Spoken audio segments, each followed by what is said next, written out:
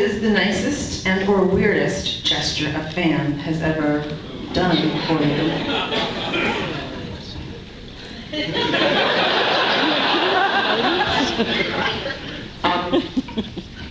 We have an English phrase, spoiled for choice.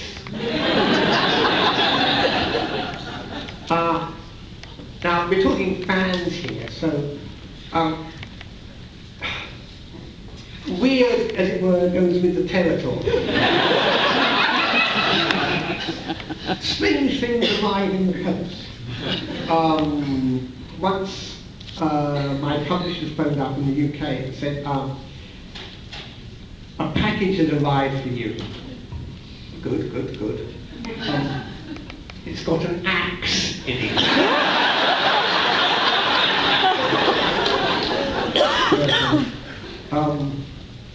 Good, good, that's fine. And I open it up, and there's this rather nice axe. It was a guy in Scandinavia, and he said, "Hello, as you know, we Scandinavians throw axes at women's hair in order, what he was referring to, I forget the word.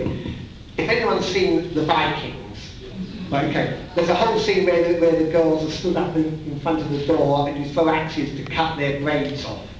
And you say, of course, that is a popular pastime in Sweden. And apparently the Swedish axe throwing champion. And if someone tells you they're an axe throwing champion and there's only an axe, you know, that, and he made me an axe. It's a bloody good axe, and it's still sticking in a beam in my office.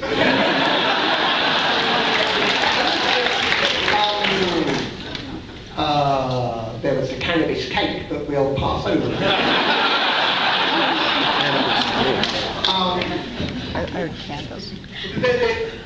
I've spoken to Neil Gaiman about this. You get these little gifts, and some are nice and some are weird, and some are very nice but misplaced. Some fans got together one time when I was touring and brought me a lovely selection of American foods. Here's the difficulty. You've only got so much carry-on luggage. And it was all fresh. And one of it was a lovely piece of salmon. And you think, Hannah, it's a nice idea, wonderful idea, and you have to be very grateful for the idea, but here's a guy that's more or less moving around on hand luggage. Now, let me just digress. I really enjoyed the, I did one tour, a few years ago, and it was the carry-on luggage tour. One tiny little bag with a really small pocket computer, well, you know, one step above a pocket computer, and it held the dirty shirt, the dirty, but not very dirty underwear.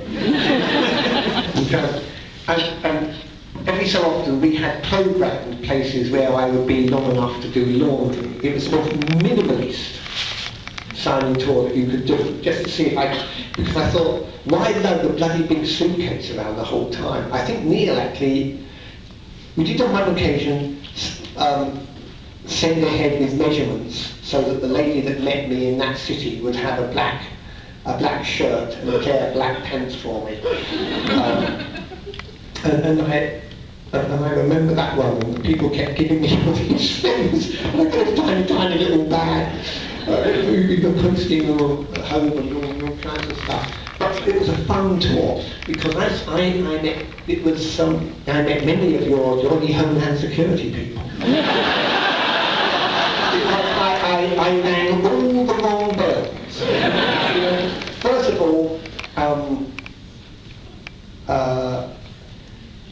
I was travelling on one-way tickets. I had a black hat. And I had a beard.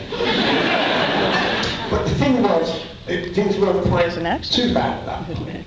And I was always sent down the maximum security line. But mostly I was the only person in it. So I was getting through faster.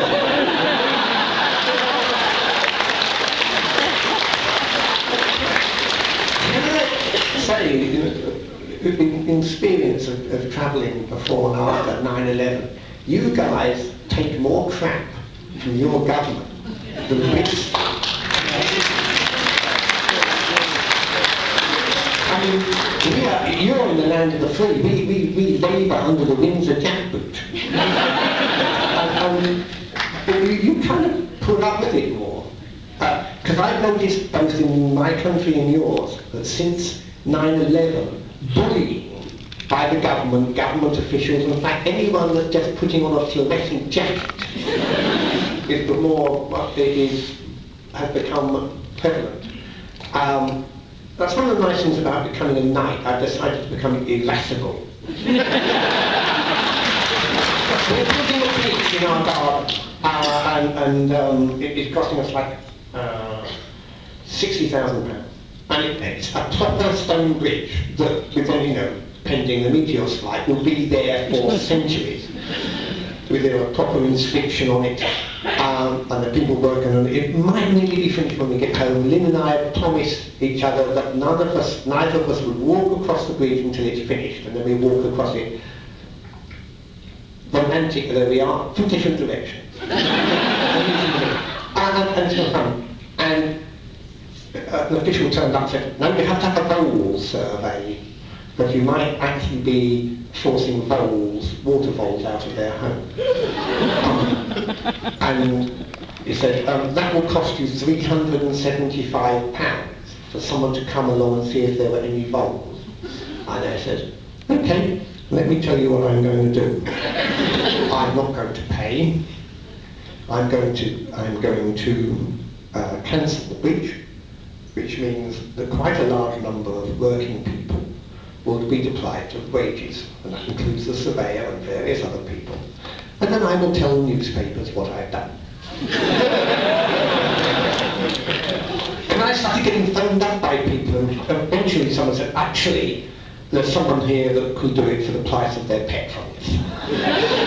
This lady came along, as the river goes through our garden, years and years ago, they kept it between it goes in a kind of masonry trench, but it's very pretty, to stop it. It only overflows in real flood conditions, and then there are other things that happen. There are no voles there, because they can't eat their way through rock. And I just wasn't going to pay all that money for someone that said, she looked at, well, it doesn't be any voles there, because they can't eat their way through rock.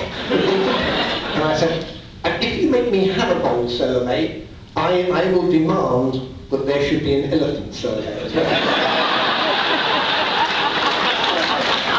If there are no elephants there, you must have an expert to tell you that.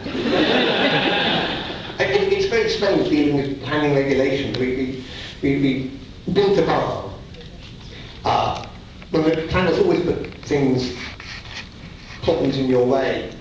But look, I'm so pleased with the barn, because if you build a barn, a wooden barn properly, it enhances the wildlife area far more than the footprint it takes. Because we put a barn owl box in one side and a little owl box in the other, and glory be, in the first year the barn owls bred in the barn owl box and the little owl bred in the little owl box.